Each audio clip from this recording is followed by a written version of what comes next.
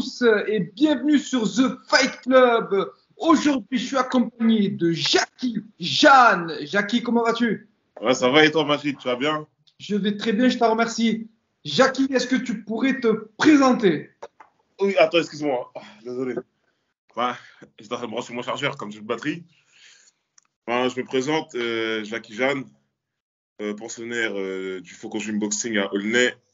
Et j'ai 28 ans, j'ai grandi à Stein. Et j'ai un combat en MMA et une victoire. D'accord. Toi, Jackie, tu es un ancien combattant Muay Thai. Justement, comment tu as fait ta transition vers le MMA? Euh, Ma transition vers les MMA, comment je l'ai fait? Comme ça, en vrai. En fait, j'avais pas beaucoup d'opportunités en pied-point par rapport au poids. Sinon, il fallait se déplacer vraiment à l'étranger et tout. Et du coup, j'ai décidé de me mettre au MMA, m'entraîner. Et ça a commencé comme ça, en fait, hein. J'ai commencé vraiment petit à petit, mettre tout doucement, pas d'un coup. D'accord. Et justement, ton arrivée dans le MMA, elle se fait dans la plus grosse organisation française, l'ARES. Quel sentiment c'est pour toi de pouvoir performer dans une organisation comme celle-ci? Déjà, c'est un honneur de boxer pour l'ARES, tu vois. C'est bien de ouf. Et après, en gros, j'ai réussi à boxer là-bas parce que déjà, on m'a proposé le combat contre Yacine. Et donc, du coup, ça m'a permis de rentrer déjà dedans. Et via mon coach, il a fait un travail aussi extérieur. Et du coup, ça m'a permis de rentrer dedans. Et après, avec ma performance, je pense que ça a porté ses fruits, hein. Et tu parles de Yacine, justement, ça a été ton dernier combat, ton dernier et ton premier combat en MMA et notamment à l'ARES, où tu as pu gagner par TKO au 12e round. Comment on se prépare face à un combattant comme Yacine? Franchement, faut se préparer, hein. Ah, si on n'est pas préparé, si on n'est pas prêt mentalement, physiquement, je pense qu'on ne tient pas, tu vois, face à un adversaire comme ça. Parce que c'est vraiment un adversaire qui est agressif et très technique. Et il faut vraiment s'entraîner dur. Parce que moi, on m'a prévenu 3 semaines avant le combat, mais je m'entraînais déjà auparavant. Parce qu'au cas où, si on me propose un combat comme ça, je suis toujours prêt. D'accord. Et justement, pendant ta préparation, est-ce que tu as ressenti une pression supplémentaire du fait de pouvoir combattre Yacine Bouganem? J'avais une pression de ouf. C'était la première fois que je ressentais ça, en fait. Une pression, non seulement. En fait, c'était plus une pression médiatique. Parce que c'était un combat en fait, il était attendu, Yacine, lui. Ouais, moi, on me connaissait, en fait, personne ne me connaissait, tu vois. Donc, en vrai, ils attendaient plus le retour de Yacine que moi. Donc, c'était vraiment une grosse pression. Même dans la cage, j'avais encore la pression parce que c'est un grand champion. Il y avait du respect quand je suis rentré dans l'école et rentré dans la cage. C'était vraiment fou. C'est vraiment un truc de ouf. Franchement, Et, c'était la première fois que j'ai une pression comme ça.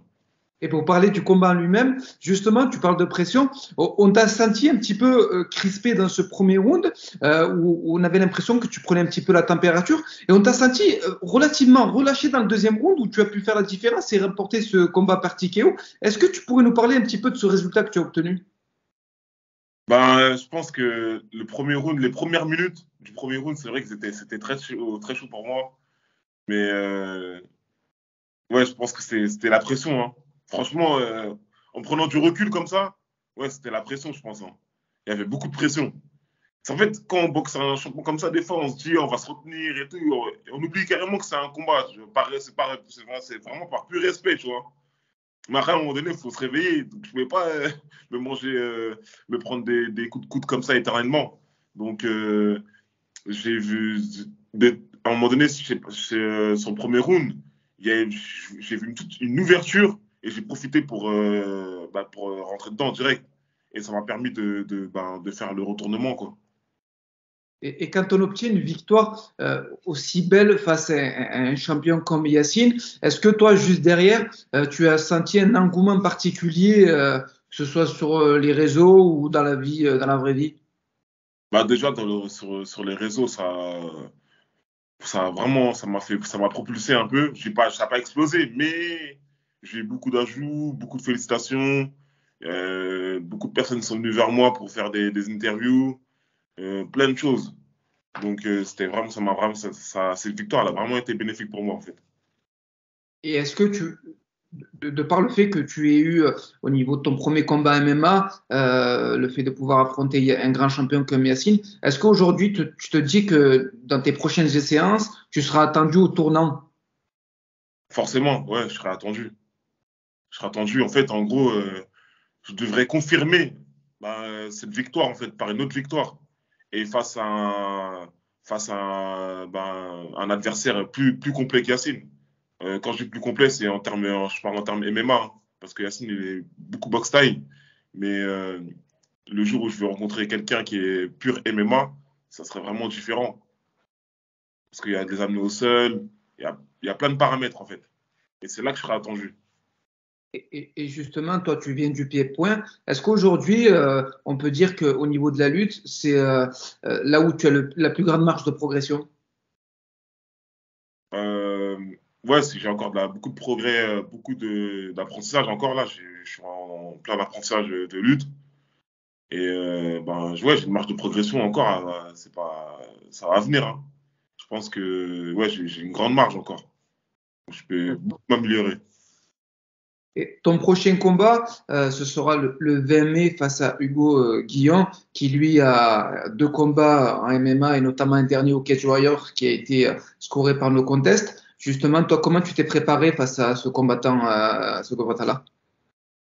Bah, franchement, face à ce combattant-là, c'est un bon combattant déjà. Et il est vraiment plus complet. Il est vraiment complet. Ça sera un vrai défi pour moi. Parce qu'il a plus, bah, il a plus d'expérience que moi.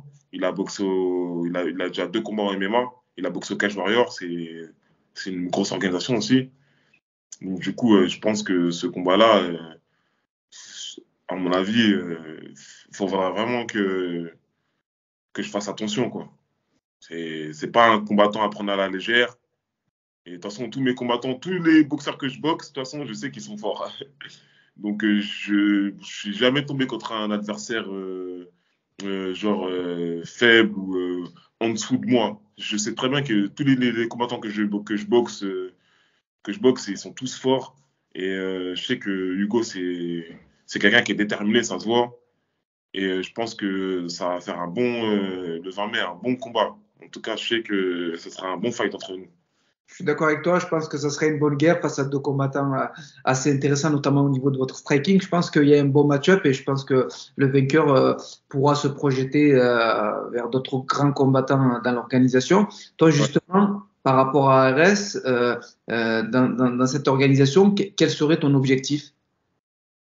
Bah, déjà, bah, objectif personnel, essayer de rester sur des victoires. Donc ça c'est le premier objectif, hein. C'est dur, mais bon, faut se donner des objectifs. Et après, essayer d'obtenir une ceinture à RS, ce serait pas mal. Ce serait bien. Tu vois, c'est déjà un bon début, quoi.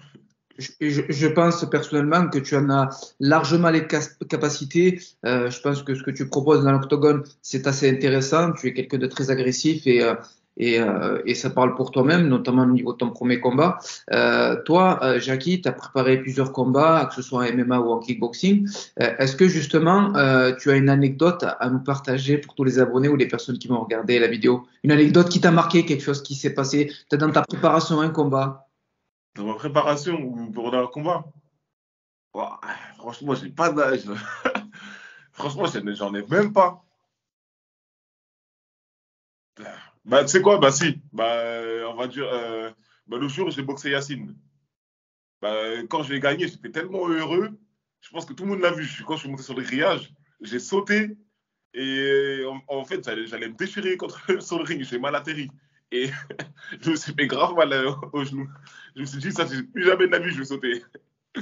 Et je te jure, j'avais trop mal au genou. Je pensais que j'avais limite des ligaments. J'ai cru que je me suis fait les ligaments, tu vois.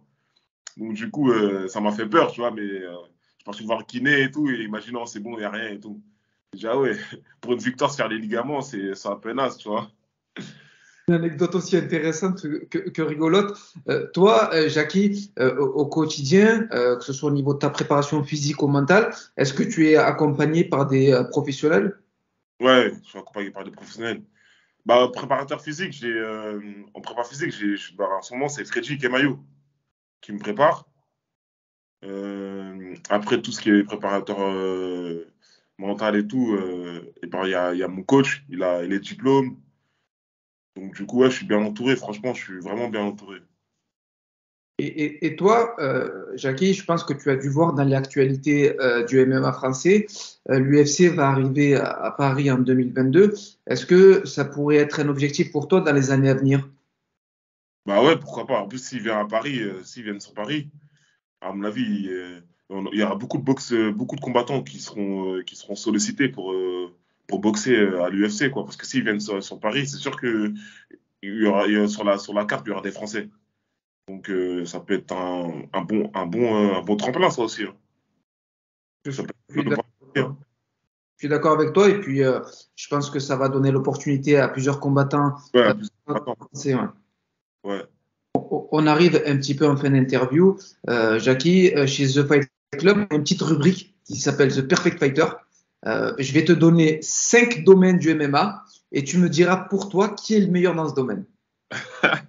Ok, bon. Et franchement, pour pas être con, hein, pour pas être con, je connais pas beaucoup de combattants. Mais bon, je vais faire avec ce que je connais. Allez, tu nous donneras celui qui pour toi est le meilleur. Sur celui J'espère que les internautes, ils vont pas se moquer de moi parce que les abonnés, les personnes qui regarderont la vidéo, ils seront compatissants, ils seront compréhensifs avec toi. Aucun ah, souci. j'espère. Allez, c'est parti. Au niveau de sa lutte, La lutte, bah, Khabib, au niveau de son striking, Adesanya, au niveau de sa puissance, Ngannou, au niveau de son intelligence de combat, intelligence de combat, euh, Cyril Gane, et au niveau de la sphère médiatique, ah, McGregor, bah euh, oui. tu as réussi avec brio ce Perfect Fighter. Jackie, je te remercie énormément du temps que tu as pu m'accorder. Vraiment sympa de m'avoir interviewé. Franchement, c'était sympa. Court, mais bon, c'est pas grave. Mais Avec, c'est sympa. avec grand plaisir, avec grand plaisir. Je te souhaite le meilleur pour ton combat qui arrivera le 20 mai. J'espère pour toi que la réussite suivra après ce combat. Et j'espère pour toi aussi que tu arriveras rapidement à un title shot à Arès. Merci beaucoup. Je te remercie, je te dis à bientôt. Allez, à bientôt. Salut.